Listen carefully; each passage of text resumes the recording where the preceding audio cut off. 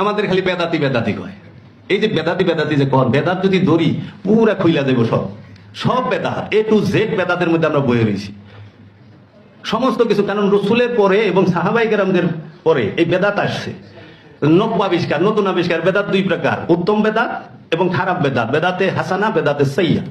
তো এখন খালি কয় এগুল বাজান এটা তো বেদাতি, মাজার পাকা করছেন বেদাতি, দরবার করছেন বেদাতি, এই আপনি এরা সব বেদাতি। আচ্ছা, বেদাতি বেদাতি যে করেন আপনি কি সহি?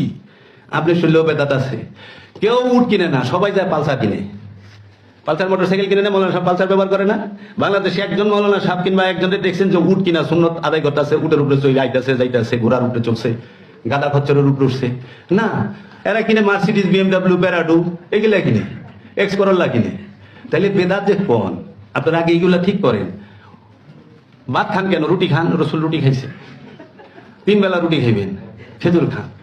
তা আমার দেশের একটা নিজস্ব সংস্কৃতি আছে, কালচার আছে, আমার ঐতিহ্য আছে। আমি আমার দেশের সংস্কৃতি ব্যবহার করব। দেখেন, ভিন্নতা অনুষ্ঠানে থাকবেই। কোরআনের মূল বিষয় হইল যাইয়া এবাদতের স্থানে। ওই এক মৌলানা সাহেব এক লোকের ধরছিল, তো উনি আইকা গেছে, সহজ সরল মানুষ তো, ওই কি কোরআনে কুত্তার গোস্ত খাওয়া হারামিটা নাই, আমি ওখানে কুত্তার গোস্ত খাওয়াম। তাহলে আমরা যদি জিজ্ঞাইতাম যে মৌলানা সাহেব, নামাজ পড়া আর খাওয়া দুইটা এক না, সলাত হইল এবাদতের অংশ, সিয়াম এবাদতের অংশ, আর পোশাক হইল আপনার চাহিদা অনুযায়ী আপনার অনুষ্ঠানের অংশ। পোশাক কখনো এবাদতের অংশ না। পোশাক নিয়ে ঠেলাঠেলি করে, খাবার নিয়ে ঠেলাঠেলি করে ধর্ম থেকে মানুষকে সরায় দিয়েন না। আমরা ধর্ম থেকে মানুষকে সরাই দিয়ে কি করছি? আমাদের স্বার্থ উদ্ধারের জন্য এই সমাজের মানুষকে এখন ধর্মকে নিয়ে রাজনীতির সাথে লাগাই দিছি। এখন আমরা বলি যে ধর্মের দোহাই দিয়া বাংলাদেশের সংস্কৃতি ঐতিহ্য সব ধ্বংস করার চেষ্টায় লিপ্ত।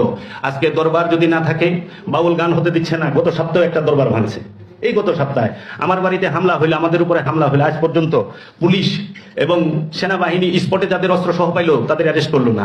আজ পর্যন্ত পুলিশ একবার এলাকায় ঘোরান দেয় নাই থানা থেকে, যা করছে আদালত থেকে, তাও আমরা হাজির হইয়া। যদি আমরা না হাজির হইতাম তারপরেও তো গেছিলাম। তাহলে অপরাধীর কি কোনো শাস্তি হবে না এই দেশে? একটা জুলুম অত্যাচারের কি শাস্তি হবে না? আপনি আপনারটা নিয়ে থাকেন, আমি আমারটা নিয়ে আছি। আমি তো বলি নাই আপনি এখানে আসেন, আপনার মন চাইলে আসবেন, না মন চাইলে না আসবেন। আমার মত আমি যতটুকু বুঝছি আমি প্রকাশ করছি। আমারটা আপনার ভালো লাগে নাই, আপনি আমাকে গ্রহণ করেন না, স্কিপ করেন, আমাকে বাদ দিয়ে দেন। কিন্তু আপনি আমাকে হত্যা করতে আসবেন কেন? আপনি একজনের সম্পদ লুট করতে আসবেন কেন?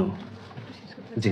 তো কাজেই আমার শেষ কথাটা হলো সবার যে ইসলামের মধ্যে কোনো প্রকার বল প্রয়োগ, কোনো প্রকার এই আপনার যে খুনাখুনি